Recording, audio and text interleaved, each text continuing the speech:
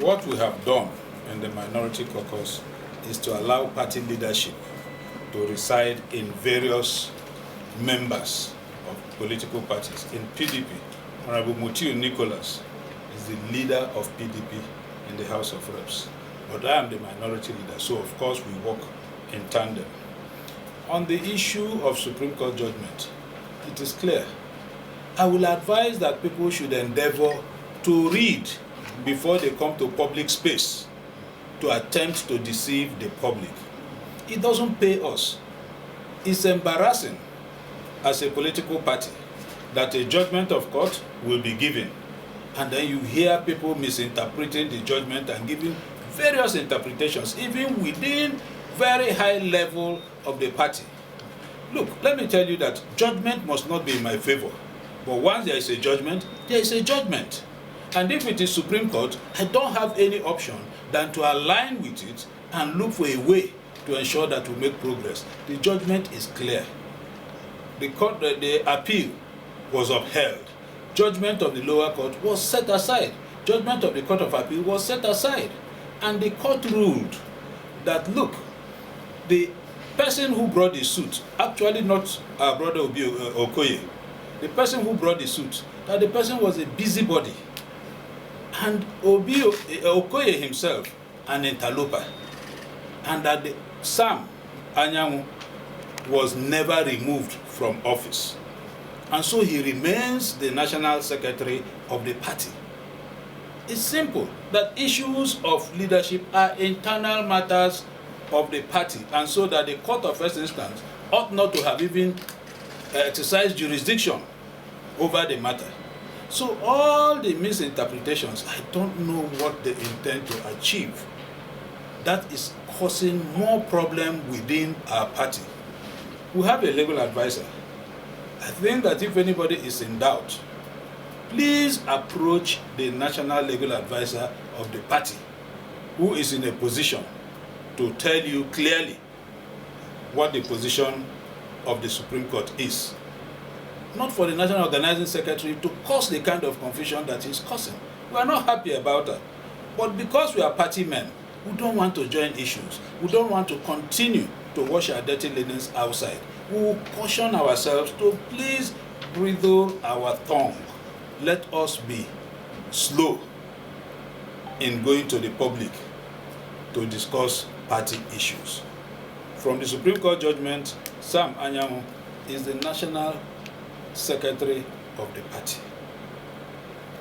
Distinguished, in the recent times, the National Assembly, both chambers, has come under severe criticism by the Nigerians concerning the alacrity with which they passed the emergency rule by the president. And there is allegation too that money exchanged hands. As the opposition minority leader, what is your take and what's actually transpired? First, let me say that the decision was not based on any inducement whatsoever. And again, I have heard the criticism. If you were in chambers that day, what happened was that we had an executive session. And at the executive session, we canvassed positions, discussed issues, and we were given further and better information as to reasons why Mr. President declared the state of emergency. Some of these are security information. They are not things that you throw open to the entire public. And having been convinced, members now said, we need to rejig some of the conditions a little bit. The interest of this country should be paramount.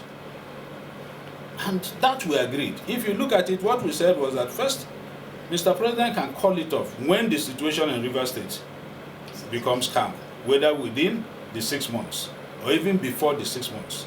Secondly, the areas that has to do with the powers of Parliament that appeared to some members to have been touched, that it should be restored.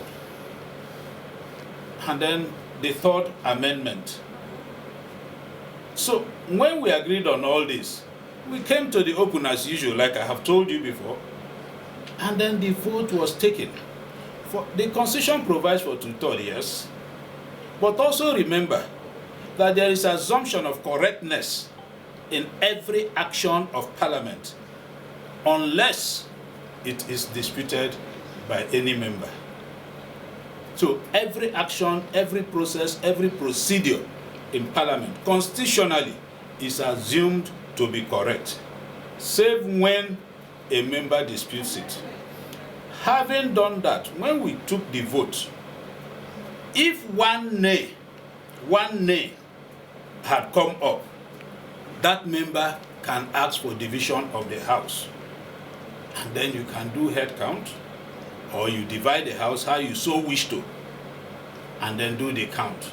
The important thing that the Speaker did was to confirm if quorum had been formed, which was the only objection that came from members. Obiagocha, Fred Abedi, all talked about quorum. And quorum for sitting of Parliament is 1/3. The quorum was formed. To err on the side of caution, the Speaker went ahead to ask that the required 2/3 must be in chambers before vote is taken. And so at the point when from the register, he was informed that we were 243. He now felt that since 240 was quorum, that he could go ahead. Let me also put it clear that we were more than 243 in that chambers on that day. Aside that, our rules also provide that members can participate virtually. So those who are participating virtually were also not there and were also not counted.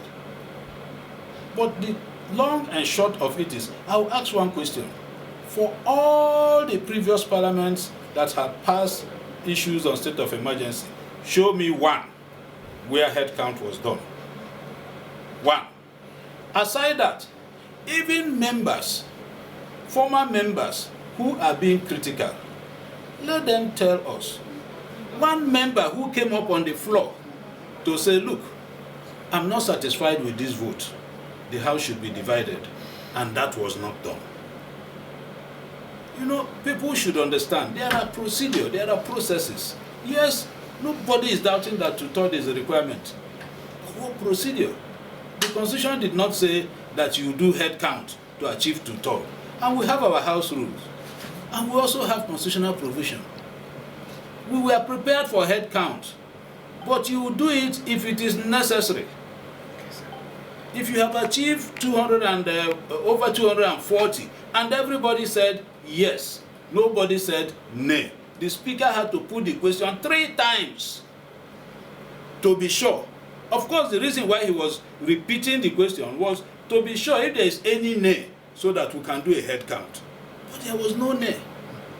So the peculiar nature of this particular declaration was because 2 arms of government were suspended, unlike other ones. So Nigerians are of the view that if actually the lawmaker...